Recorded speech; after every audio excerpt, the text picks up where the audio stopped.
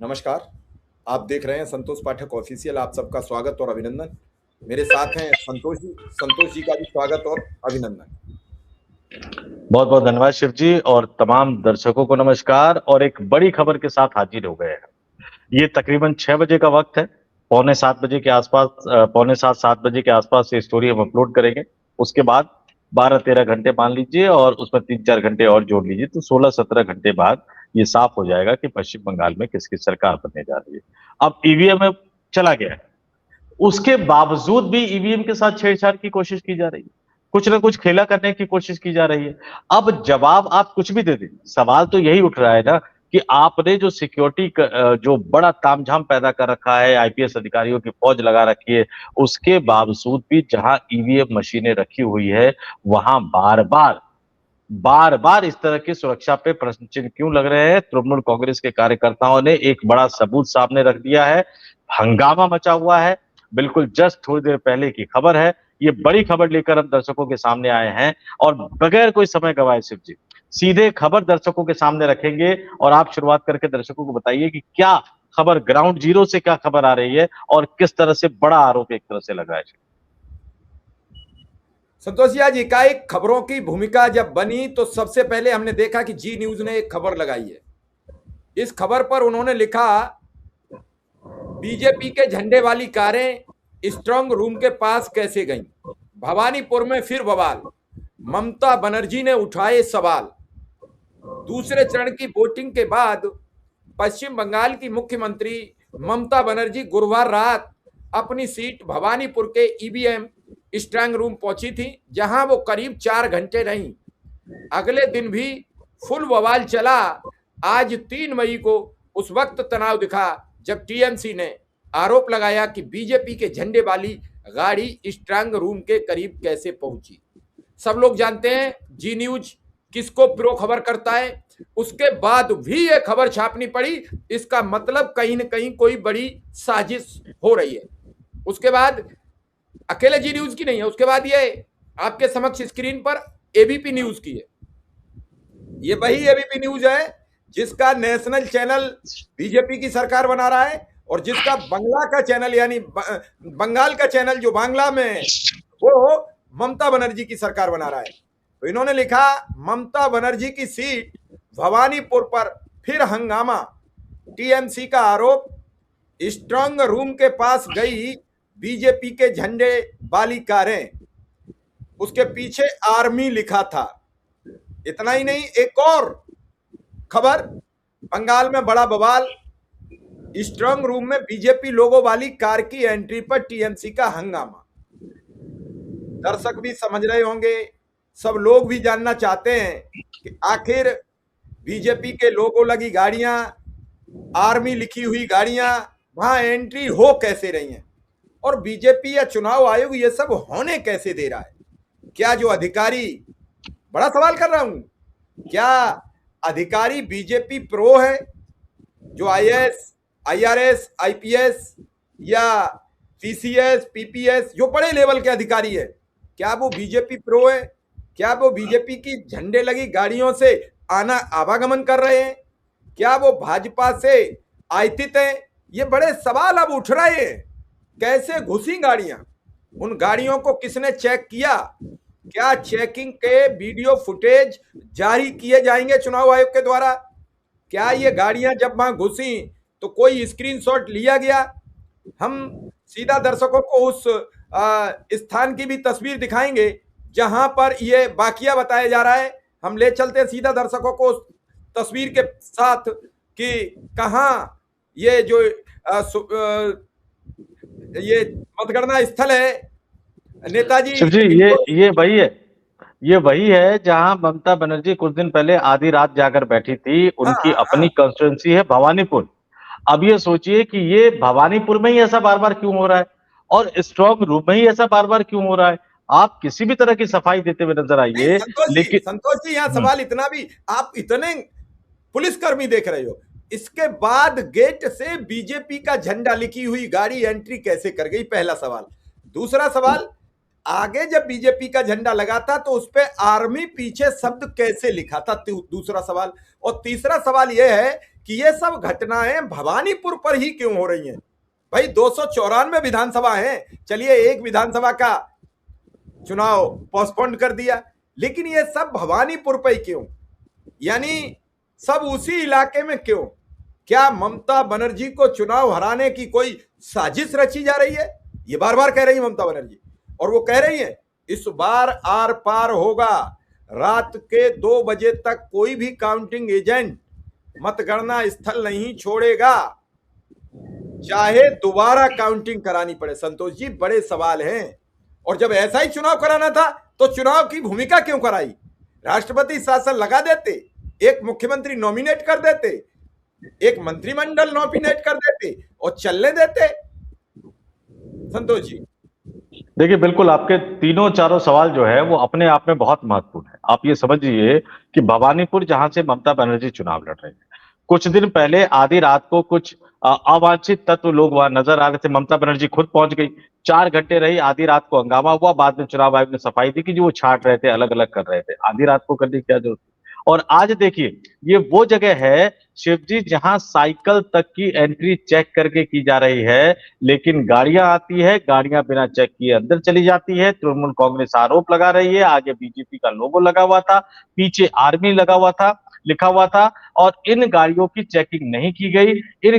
ये गाड़ियां अंदर जाने दी गई कि ये सफेद रंग की गाड़ी थी, और पुलिस ये भी बताने को तैयार नहीं है कि इसमें कौन बैठा हुआ था, क्यों इस गाड़ी को जाने दिया गया, क्यों बिना चेकिंग के जाने दिया गया। और वो तो आपने बिल्कुल ठीक कहा, ममता बनर्जी अपने स्टाइल में जिस तरह से लड़ती है और जिस तरह से वो लड़ भिड़ रही हैं, चुनाव आयोग एक बार फिर से बेनकाब हो गया है। और चुनाव आयोग बेनकाब कैसे हो गया है? क्योंकि हमें कुछ दिन पहले ही चुनाव आयोग ने बाकायदा एक प्रेस रिलीज जारी करके ये बताया था कि मतगणना केंद्रों की सिक्योरिटी को उन्होंने कई लेयर की सिक्योरिटी कर दिया है, और क्यूआर कोड आधारित जो है वो आईडी प्रणाली शुरू की है।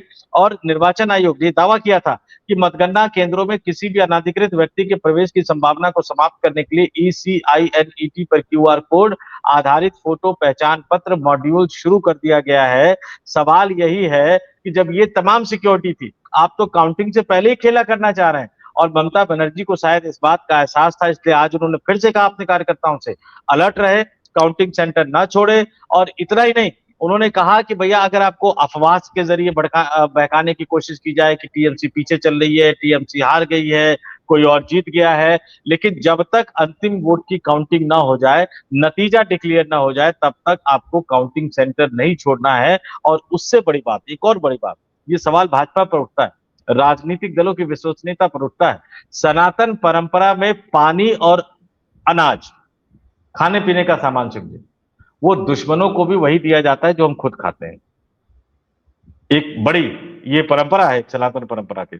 हालत ये हो गई है कि तृणमूल कांग्रेस को अब ये कहना पड़ रहा है अपने पोलिंग एजेंट को कि बाहर का खाना मत खाना, कोई और दे तो वो खाना मत खाना, साधारण भोजन खाना, सादा खाना खाना, किसी पर खाने के मामले में भरोसा मत करना। वो हम और आप जब जाते हैं ना, एक कहा जाता है कि ट्रेन में जाओ तो अनजान आदमी से मत खाना खाना, अनजान आदमी जो है वो आपको कुछ खिला देगा, बेहोश कर देगा, आपको लूट लेगा। इस तरह की राजनीति बीजेपी ने राजनीतिक हालात पैदा कर दिए हैं पश्चिम बंगाल में। लेकिन ममता बनर्जी की इस अपील के बाद तृणमूल कांग्रेस जो है वो एग्रेसिवली डटे हुए थे, और अब तृणमूल कांग्रेस के कार्यकर्ताओं ने एक बड़ी चोरी एक तरह से पकड़ ली है, पूरा का पूरा सबूत उन्होंने सामने रख दिया है। अब आइए, आपने कहा कि ममता बनर्जी ही क्यों, ये बताता है कि भारतीय जनता पार्टी ये मान चुकी है कि पश्चिम बंगाल में वो हार रही, तो हार रही है तो साहब कैसे बताएंगे, साहब का डंका बजना तो जरूरी है ना। तो फिर कोशिश इस बात की जा रही है कि कम से कम ममता बनर्जी को हरा दिया जाए, ताकि वो अपना मुंह दिखाने में थोड़ी सी शर्म कम आए, और वो बताए कि देखो पश्चिम बंगाल की जनता कितनी परेशान थी कि ममता बनर्जी अपनी विधानसभा से हार गई। कम से कम जो बार बार इस तरह के हालात बनाए जा रहे हैं, उससे तो यही निकलकर, यही समझकर सामने आ रहा है। लेकिन ममता बनर्जी भी पूरी तरह से अलर्ट है, और अभी तो पूरी रात बाकी है।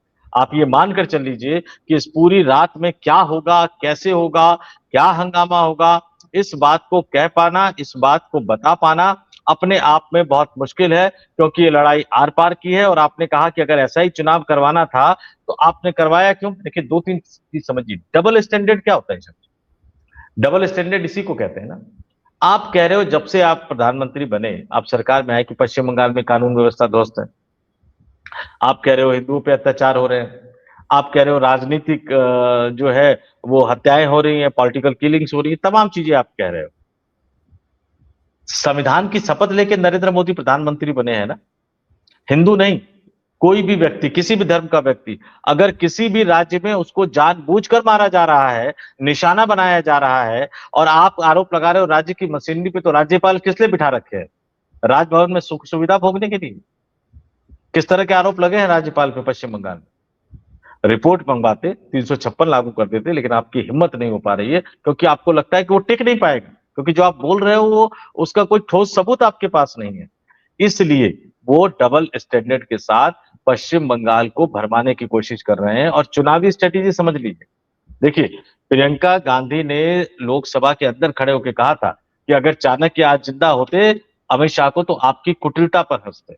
आप पश्चिम बंगाल में विधानसभा चुनाव जीतने के लिए क्या कर रहे हो? आप मुसलमानों को मुस्लिम वोट ले नहीं सकते, तो आप मुसलमानों का वोट बांटने के लिए हुमायूं कबीर का इस्तेमाल कर रहे हो, तो स्टिंग ऑपरेशन से आ गया था। आपकी पूरी इलेक्शन स्ट्रेटेजी इस बात पे टिकी हुई है कि मुसलमानों के वोट बांटे जाए, कुछ ओवैसी काट ले, कुछ हुमायूं कबीर काट ले, और हिंदुओं को आप धर्म के आधार पर लुभाने की कोशिश करो। यानी आप एक राज्य को हिंदू मुसलमान में बांटने की कोशिश कर रहे हो, और फिर आप बात करते हो कि आप पार्टी विद द डिफरेंस हो। ये चुनाव जीतने के लिए भारतीय जनता पार्टी कुछ भी कर सकती है, और दुर्भाग्यपूर्ण हालात यह है कि अभी इस देश के संवैधानिक पद पर, यानी मुख्य चुनाव आयुक्त के पद पर जो व्यक्ति बैठा हुआ है, उसने पूरी तरह से सब कुछ सरेंडर कर दिया है, और पूरी तरह से एक ही मिशन पर लगे हुए हैं, क्योंकि विपक्षी राजनीतिक दलों के आरोपों पर वो ध्यान नहीं दे रहे हैं। यहां आरोप लगाया तो आपने पुनर्मतदान कर दिया, पूरी की पूरी एक विधानसभा का सीट पर आपने वोटिंग कैंसिल कर दी और दोबारा से मतदान करवा रहे हैं। ये तमाम चीजें आप बताती है कि आप किसके प्रभाव में काम कर रहे हैं। और मैं दर्शकों से फिर कहूंगा, आपने वो तमाम खबरें बताई हैं, उन खबरों को जानिए, समझिए। एक बार मैं फिर से रिपीट कर देता हूं कि आखिर ये पूरा मामला क्या था और कैसे निकलकर सामने आया कि पश्चिम बंगाल विधानसभा के जो वोटिंग हुई है, उसके बाद स्ट्रांग रूम में ईवीएम मशीनें रखी हुई हैं, लेकिन उस स्ट्रांग रूम के पास तृणमूल कांग्रेस ने यह आरोप लगा दिया कि भारतीय जनता पार्टी के लोगो लगी एक सफेद कार को बिना जांच के स्ट्रांग रूम, मैं बता दूं दर्शकों को, स्ट्रांग रूम जहां ईवीएम मशीनें रखी गई हैं जो कल सुबह खुलेंगी काउंटिंग से पहले, और उसके बाद काउंटिंग होगी। और घटना को लेकर सबसे बड़ा सवाल कि बिना सिक्योरिटी के क्यों, सुरक्षा जांच के आपने क्यों जाने दिया? दूसरा सवाल, उस गाड़ी में कौन लोग बैठे थे, क्या इसका खुलासा करेगी? और तीसरी चीज जो आपने बिल्कुल सही कही कि क्या चुनाव आयोग इसका सीसीटीवी फुटेज जारी करके दूध का दूध और पानी का पानी करेगा? क्योंकि वो जो सफाई दे रहे हैं, उस सफाई पर चुनाव विपक्ष को, यानी केंद्र की जो विपक्ष है, तृणमूल कांग्रेस जो पश्चिम बंगाल की सत्तारूढ़ पार्टी है, उनको बिल्कुल भरोसा नहीं है। टीएमसी का साफ कहना है कि यह सिर्फ वाहनों का मामला नहीं है, बल्कि चुनावी प्रक्रिया की विश्वसनीयता से जुड़ा मामला है। जहां ईवीएम मशीनें रखी है, वहां तो परिंदे को भी पर नहीं मारना चाहिए। वहां उस स्ट्रांग रूम के आसपास इस तरह की संदिग्ध गतिविधियां क्यों हो रही है, इसका जवाब तो ज्ञानेश कुमार को सामने आकर देना ही चाहिए। अब ज्ञानेश कुमार क्या करेंगे? ज्ञानेश कुमार तो वहां तीसरी बार वोटिंग कराने जा रहे हैं। पहली वोटिंग 2 चरणों में हो गई, दूसरी वोटिंग पुनर्मतदान की हो गई, और तीसरी वोटिंग अब फलता विधानसभा चुनाव की होगी। क्या कल और कोई हार के कारण दिखे तो क्या पूरा चुनाव पोस्टपोन्ड हो जाएगा? अब ये सवाल भी खड़ा हो गया। इस पूरी पोजीशन में अब वो क्या कहा जाएगा, कैसे संभलेगा? अभी सुनने में आ रहा है कि ज्ञानेश कुमार ने 77 आईपीएस इस ड्यूटी पर लगा दिए काउंटिंग पर। मैंने तो अभी तक नहीं सुना कि इतने 77 आईपीएस मतगणना कराए। मैं तो पहली बार सुन रहा हूं। संतोष जी, आपने सुना हो तो मैं आपसे समझना चाहूंगा। नहीं, बिल्कुल आपने सही कहा। काउंटिंग के लिए एडिशनल फोर्स लगाया गया, ये बाकायदा चुनाव आयोग ने प्रेस रिलीज जारी करके बताया है। आमतौर पर इस तरह की एडिशनल ड्यूटी कभी लगती नहीं है, ये क्यों लगाने की जरूरत पड़ रही है? दो ही चीज है, या तो आपने प्लानिंग पहले से सही से नहीं की थी, और जब प्लानिंग सही से नहीं की थी तो आपको देश के मुख्य चुनाव आयुक्त के पद पर रहने का कोई हक नहीं है, या दूसरी बात यह है कि मामला बिगड़ गया तो किसी और ने आदेश दिया, किसी और के आदेश पे आपने ये किया। ये चीज तो कहीं ना कहीं आपको बतानी पड़ेगी, क्योंकि आपने अतिरिक्त पर्यवेक्षक और अतिरिक्त पुलिस पर्यवेक्षक लगाए हैं। शिवजी, जरा मैं बता देता हूं, इन्होंने 165 अतिरिक्त जितने लगाए थे उनके एडिशनल, जो पहले से लगाए थे वो तो लगाए रखे उन्होंने, 165 अतिरिक्त मतगणना पर्यवेक्षक और 77 पुलिस पर्यवेक्षकों को अलग से तैनात किया गया है। इसकी जरूरत आपको क्यों पड़ी? क्यों आपको ये तमाम सिक्योरिटी और ये तामझाम करना पड़ रहा है, और उसके बाद भी संदिग्ध गतिविधियां? और एक बात और कहूं, तमाम लोग ये सवाल पूछेंगे शिव जी कि पश्चिम बंगाल पे ज्यादा फोकस क्यों किया जा रहा है? पश्चिम बंगाल का मामला दूसरा है शिव जी। असम मोटे तौर पर सब लोग मान के चल रहे हैं कि बीजेपी को एज मिला हुआ है। तमिलनाडु, वहां बीजेपी गठबंधन में छोटे भाई की भूमिका में है, बल्कि छोटे से भी छोटे भाई की भूमिका में है। वहां डीएमके और एआईडीएमके की लड़ाई है। केरल में भारतीय जनता पार्टी को पता है कि उनका न लेना एक न देना एक, जीतेगा या तो लेफ्ट फ्रंट जीतेगा या फिर कांग्रेस के नेतृत्व वाला यूडीएफ जीतेगा। पुडुचेरी पे कोई बहुत ज्यादा स्टेक पे लगा नहीं हुआ है। पश्चिम बंगाल इस देश का वो राज्य है, भारतीय जनसंघ की स्थापना करने वाले श्यामा प्रसाद मुखर्जी इसी पश्चिम बंगाल की धरती पर आते हैं। उनके पहले, इससे पहले वाले पार्टी के अवतार के पहले राष्ट्रीय अध्यक्ष। और विडंबना देखिए कि जिस राज्य से वो आते हैं उस राज्य की जनता ने ही आज तक ना तो जनसंघ पे भरोसा किया और ना भारतीय जनता पार्टी पे भरोसा किया। उनको लगता है कि अब इसको करना है। दूसरी बात लगती है कि पश्चिम बंगाल अगर जीत गए तो मोदी की कुर्सी पक्की हो जाएगी। मोदी शाह की लॉबी यानी गुजराती लॉबी इस देश के शासन को चलाती हुई नजर आएगी। इसलिए वो हर हाल में किसी भी तरह से पश्चिम बंगाल का विधानसभा चुनाव जीतना चाहते हैं। ये जो तमाम सर्वे आए, तमाम जो एग्जिट पोल आए, ये चीजें कहीं ना कहीं किसी न किसी तरफ तो इशारा कर रही है कि कुछ ना कुछ खेला हो रहा है। और एक बात मैं और कहूं, भारतीय जनता पार्टी एक नए तरह की राजनीति करते हैं। लोग समझ नहीं पा रहे हैं। लोग तो क्या, विपक्षी दल के नेता भी नहीं समझ पा रहे हैं। 2013 फेसबुक, ट्विटर का इस्तेमाल किया, सोशल मीडिया का इस्तेमाल करके कैसे चुनाव जीता जा सकता है वो उन्होंने दिखाया। 2013-14 में जो भी हिंदू फेसबुक खोलता था उसको तुरंत हिंदुओं पे अत्याचार की खबरें दिखने लगती थी, उनका माइंड का ब्रेन वॉश किया गया, वो तमाम चीजें की गई। लोग चुनाव लड़ने के लिए अलग अलग चंदा, इधर चंदा उधर चंदा, वो सब करते रह गए। ये बीजेपी वाले बॉन्ड लेके आ गए, वो तो फिर सुप्रीम कोर्ट ने उस पर रोक लगा दी, लेकिन उससे भी थोड़ा सा आगे बढ़ गए। एजेंसी का छापा, फिर मिलता है चंदा, और फिर एजेंसी वाला मामला दब जाता है। ये एक नए तरह का लिया है। अब उससे भी बड़ा एक नए लिया है। 2024 के लोकसभा चुनाव में जितना पैसा खर्च किया होगा शिव जी, मैं दर्शकों से कहूंगा जरा आप सोचिएगा, ऐसे क्या बात थी कि प्रधानमंत्री और गृह मंत्री दोनों ये सलाह दे रहे थे कि लोगों को शेयर बाजार में निवेश करना चाहिए।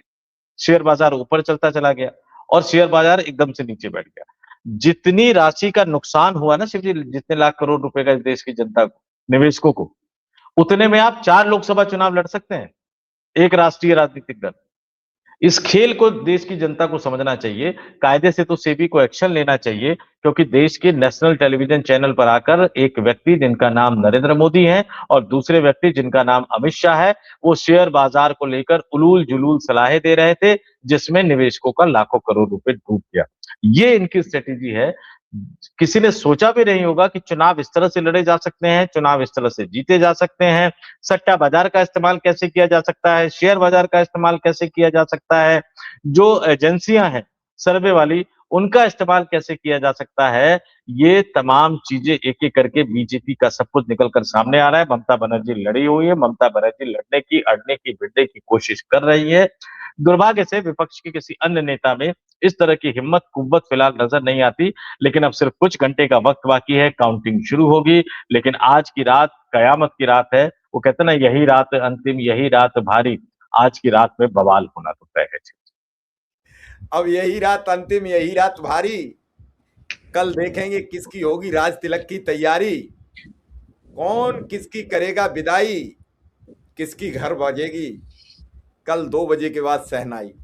किसी के घर तो बजेगी सहनाई, किसी के घर तो उड़ेगी मिठाई, और किसी के घर छा जाएगी मुर्दागिनी। बिल्कुल उसके घर शांति होगी। गुड़ा भाग लगा रहे होंगे, पहले तो सोएंगे 2-3 दिन कि भैया सो लो, अब हार जीत जो कुछ होना था वो हो गया।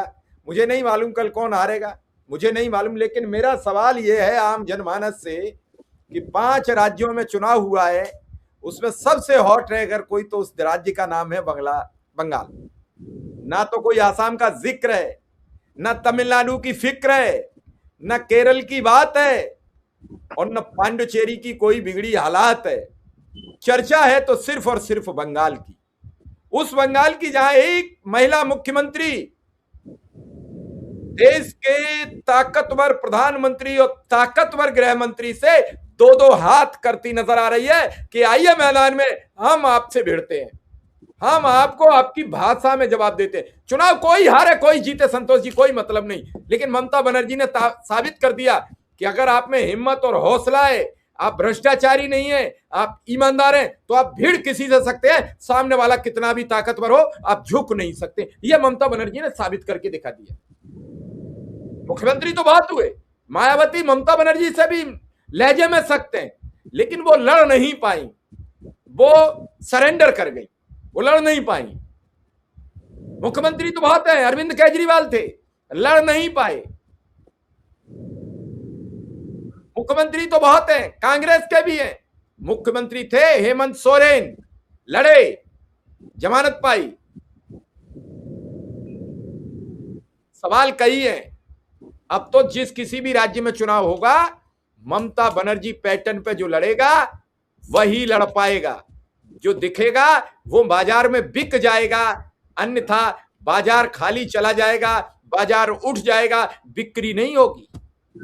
अब समर्थक भी चाहता है संतोष जी, आप आओ खुल के मैदान में, जब हम आपको वोट देना चाहते हैं, हमारे घर बुलडोजर चलता है, हमारी बच्चों की समस्याएं आती हैं, हमारे बैंक की समस्याएं आती हैं, हम पर इनकम टैक्स की समस्याएं आती हैं, हम पर जीएसटी की समस्याएं आती हैं। अगर आप हमारे लिए मैदान में नहीं आ सकते हो तो हम भी आपको वोट नहीं करेंगे, जी चाहे उसकी सरकार रहे। ये वोटर ने मन बना लिया है और ये ममता बनर्जी ने साबित किया। सपोज कीजिए कल सरकार वहां बीजेपी की बने तो क्या होगा। आम नागरिक जिसने बड़ी तादाद में वोट टीएमसी को किया है, उसके मन में जनाधार चोरी दिमाग से कैसे निकालोगे? क्या 2031 में फिर चुनाव नहीं होगा? सवाल है बहुत।